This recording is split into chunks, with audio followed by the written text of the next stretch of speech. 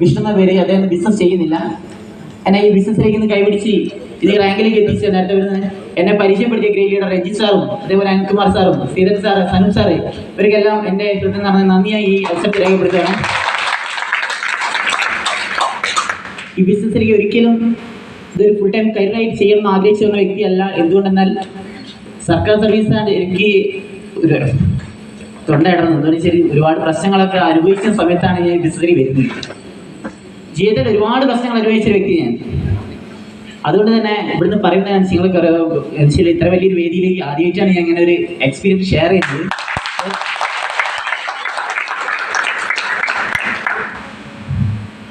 അപ്പം ഈ സർക്കാർ ജോലിയുടെ കൂടെ ഓൾറെഡി KSRTC കണ്ടക്ടറായി പോയിരിക്കുന്ന സമയത്താണ് എനിക്ക് ഈ അവസരം അമ്മയുടെ അനിയത്തിനെ മകൻ കൊണ്ടുതരുന്നെങ്കിലും ആ സമയത്ത് ഞാൻ ചെയ്യില്ല, ഈ അവസരം കേൾക്കാൻ തയ്യാറായില്ല. ഇതിൽ വൈഫ് 1-2 പ്രൊഡക്റ്റ് ഉപയോഗിച്ചു.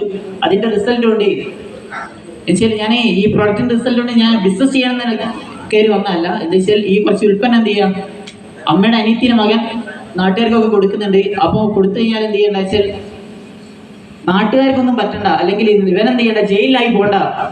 ഈ പ്രശ്നം കൊണ്ട് കുറച്ച് ഉൽപ്പന്നങ്ങളൊക്കെ വാങ്ങി ഇതൊക്കെ എന്ത് ചെയ്യാം ഉൽപ്പന്നത്തിനൊന്ന് പഠിക്കാന്ന് വെച്ചൊരു 10,000 രൂപ ഉൽപ്പന്നം വാങ്ങി എൻ്റെ സുഹൃത്തുക്കും ബന്ധുക്കൊക്കെ പരിചയപ്പെടുത്തി. അതേപോലെ ഈ ഉൽപ്പന്നമായിട്ട് ആദ്യം ഞാൻ പരിചയപ്പെടുത്തിയില്ല. എൻ്റെ വീടിൻ്റെ അടുത്തുള്ള കുറച്ച് ഡോക്ടേഴ്സ് ഉണ്ട്. Doctor Mohan, Hari doctor, Aravindan doctor, ഇങ്ങനെ കുറച്ച് ഡോക്ടേഴ്സിൻ്റെ അടുത്ത് ഞാൻ ഈ ഉൽപ്പന്നമായിട്ട് കൊണ്ടുപോയി. ഈ ഉൽപ്പന്നം എന്താണെന്ന് അറിയാനായിട്ട് ഞാൻ പോയി. എന്ന് വെച്ചാൽ ഇവൻ നാട്ടുകാർ കൊടുത്ത് എന്തെങ്കിലും സംഭവിച്ചു വരെ എന്ത് ചെയ്യണം, അതിന് സമാധാനം ഞങ്ങളുടെ ഫാമിലി മൊത്തം പറയണം. അതുകൊണ്ടാണ് ഞാൻ ചോദിച്ചാൽ ഡോക്ടേഴ്സിന് എടുത്തുകൊണ്ട് ചോദിച്ചപ്പോൾ ഉൽപ്പന്നത്തിന്റെ ക്വാളിറ്റി ഒക്കെ മനസ്സിലാകുന്നത്. അങ്ങനെ ഘട്ടം 1-2 ട്രെയിനിങ് പ്രോഗ്രാം ഒക്കെ അറ്റൻഡ് ചെയ്ത് സാധ്യത മനസ്സിലായി. അങ്ങനെയാണ് ബിസിനസ്സിൽ വരുന്നത്. ഈ ബിസിനസ്സിൽ വന്ന സമയത്ത് തന്നെ 1-2 ട്രെയിനിങ് ഒക്കെ അറ്റൻഡ് ചെയ്തെന്ന് പറഞ്ഞാലും അതിനൊക്കെ എത്തിച്ചേരാൻ ലീഡേഴ്സ് പിടിച്ചേരിച്ച് കൂട്ടിക്കൊണ്ടതാണ്. എന്ന് വെച്ചാൽ ഞാൻ PSC അൺഅക്കാദമി എന്ന് പറഞ്ഞ ഓൺലൈൻ പ്ലാറ്റ്ഫോമിൽ അതിശക്തമായി PSC പഠിച്ചുകൊണ്ടിരിക്കുന്ന സമയത്ത് എൻ്റെ കൂടെ വർക്ക് ചെയ്യുന്ന റിജുലാൽ സാർ, ഞങ്ങൾ ഒരുമിച്ച് KSRTC കണ്ടക്ടറായിരുന്നു. അദ്ദേഹത്തിന് ഞങ്ങൾക്ക് ഒരുമിച്ച് PSC പ്രിപ്പയർ ചെയ്യുന്ന സമയത്താണ്. ആ സമയത്ത് ഒരുപാട് PSC ലിസ്റ്റിലൊക്കെ എങ്കിൽ ഇടം നേടാൻ സാധിച്ചിട്ടുണ്ട്. ഏകദേശം 20ഓളം PSC ലിസ്റ്റിൽ ഇടം നേടാൻ പറ്റി. അതിൽ police constable, police office attendant, secretary assistant, assistant salesman, fireman training, law additional clerk, fireman, പിന്നെ LD ക്ലർക്ക്, പിന്നെ പോലീസ് കോൺസ്റ്റബിൾ, വേറെ police constable, FTB, field excise officer, civil excise officer, പിന്നെ ഫീൽഡ് വർക്കർ, LD ക്ലർക്ക്, ഇങ്ങനെ തുടങ്ങിയ ഒരു 20ഓളം PSC ലിസ്റ്റിൽ എനിക്ക് ആ സമയത്ത് കയറാൻ പറ്റിയിട്ടുണ്ട്. 10 വർഷം സർക്കാർ സർവീസ് ഉള്ളതുകൊണ്ട് തന്നെ നിങ്ങൾക്ക് അറിയാൻ പറ്റും ഇൻക്രിമെന്റ് കൂടി ഉണ്ടാവും. അപ്പൊ ഇതിൽ ഈ ലിസ്റ്റ് എടുത്ത് നോക്കിയാൽ ഒരു 10-35,000 രൂപ സാലറി എടുക്കുന്ന ജോലി അത് ഓൾറെഡി കിടക്കുന്നത്.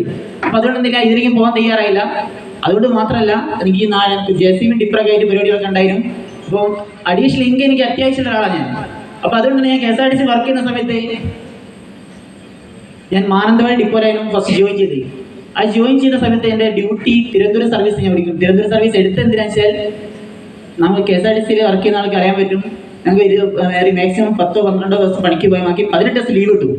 അപ്പം എന്ത് ചെയ്യും, നാട്ടിൽ JCB ഡിപ്രൊക്കെ ശക്തമായി കൊണ്ടുപോകാൻ പറ്റും, അഡീഷണൽ വരുമാനം ഉറപ്പിക്കാൻ പറ്റും. അതിനെന്ത് ചോദിച്ചാൽ ഞാൻ ഈ KSRTC ഞാൻ എന്ത് ചെയ്യണ്ടേ KSRTC ജോലി കിട്ടിയ അതും KSRTC യാദൃശ്യമായി കയറുന്നത്. എന്താ വെച്ചാൽ 2013 എൻ്റെ മാരേജ് കഴിഞ്ഞു. മാരേജ് കഴിഞ്ഞ് അതേപോലെ തന്നെ ശരി ആ സമയത്ത് പെട്ടെന്നൊരു ജോലി വേണം. അങ്ങനെയാണ് KSRTC കയറുന്നത്. ആ KSRTC കയറി അങ്ങനെ പോയിക്കൊണ്ടിരിക്കുന്ന സമയത്ത് നേരത്തെ പറഞ്ഞ മാനന്തവാടി ഇപ്പോൾ ഒരു കണ്ടക്ടറായി പോയി. 12 മണി ഞാൻ ഓടുന്ന സർവീസ് തിരുവനന്തപുരം സർവീസ് എന്ന് പറഞ്ഞു. തിരുവനന്തപുരം സർവീസ് ഞാൻ ഇവിടുന്ന് വീട്ടിൽ നിന്നാണ് പോവുക. വീട്ടിൽ നിന്ന് പോയി രാത്രി 12 മണിക്ക് നിങ്ങളെല്ലാം കിടന്നുറങ്ങുന്ന സമയത്ത് രാത്രി 12 ആവുന്ന ചെയ്യും. വീട്ടിൽ നിന്ന് കുളിച്ച് പുറപ്പെട്ട് ഞാൻ വീട്ടിൽ നിന്ന് ഇറങ്ങും. താമരശ്ശേരി 1-1.5 ബസ്സിന് മാനന്തവാടി പോകും. മാനന്തവാടിയിൽ നിന്ന് രാവിലെ 7 മണിക്ക് തിരുവനന്തപുരം സർവീസ് ഓടി രാത്രി 10 മണിയാകും തിരുവനന്തപുരത്തെത്തും. പിറ്റേന്ന് രാവിലെ അവിടെ നിന്ന് ചോദിച്ചാൽ രാവിലെ 6 മണിക്ക് 7 മണിക്ക് തിരുവനന്തപുരത്ത് സർവീസ് എടുക്കും. തിരിച്ച് മാനന്തവാടി ഒരു 10 മണിയാകുമ്പോൾ എത്തും. അങ്ങനെ തിരിച്ച് ഞാൻ വീട്ടിലേക്ക് വരുന്നത് കുറച്ച് 2-3 മണിക്കൂർ മാനന്തവാടി ഇപ്പോൾ കിടന്നുറങ്ങും. ഉറങ്ങി എന്ത് ചെയ്യും വെച്ചാൽ എൻ്റെ ബാഗിൽ എന്ത് ചെയ്യും വെച്ചാൽ ഡ്രസ്സ് ഞാൻ അഡീഷണൽ എടുത്ത് വെക്കും. ആ ഡ്യൂട്ടി കഴിഞ്ഞാൽ വീട്ടിലേക്കല്ല വരിക. ഒന്നുകിൽ എന്താ വെച്ചാൽ കൺസ്ട്രക്ഷൻ ആയിട്ട് കുറച്ച് പരിപാടികൾ എനിക്ക് ഉണ്ടായിരുന്നു. അതുകൂടാതെ എന്ത് ചോദിച്ചാൽ നേരത്തെ പറഞ്ഞ വണ്ടികളുണ്ടായിരുന്നു. അപ്പം നേരത്തെ ഡ്യൂട്ടി കഴിഞ്ഞ് വീണ്ടും ഞാൻ ഫീൽഡിലേക്ക് ഇറങ്ങും. ഇങ്ങനെ ഞാൻ ചുരുക്കി പറഞ്ഞാൽ കഴിഞ്ഞ 10 വർഷം പോയത് ശരിക്കും ഉറങ്ങിയിട്ടെന്നല്ല, ഉറക്കല്ലാതെയാണ്.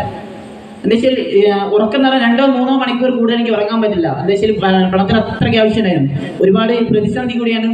പേരൻസ് ആയാലും അച്ഛൻ സാധാ കൂലിപ്പണിക്കാരാണ്.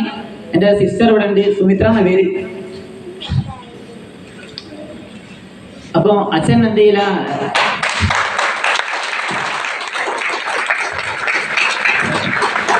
അച്ഛൻ കുറച്ച് മദ്യപാനിയായിരുന്നു.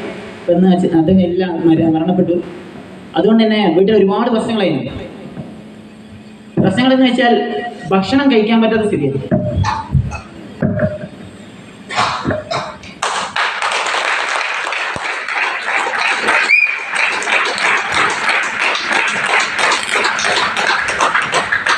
ഈ മദ്യപാനി വീട്ടിലുള്ളവർക്ക് അറിയാൻ പറ്റില്ലേ, നമ്മൾ മദ്യപിച്ച് വെള്ളി വരുമ്പോൾ വീട്ടിൽ തല്ലും പ്രശ്നങ്ങളൊക്കെ കഴിയും.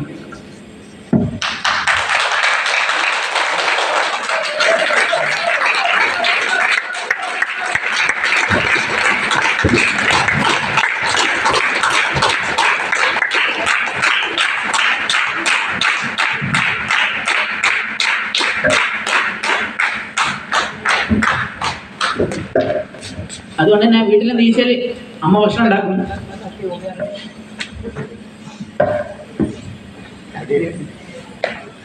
ഈ ഭക്ഷണം ഉണ്ടാക്കുന്ന സമയത്ത് ഞങ്ങൾക്ക് കഴിക്കാൻ പറ്റില്ല.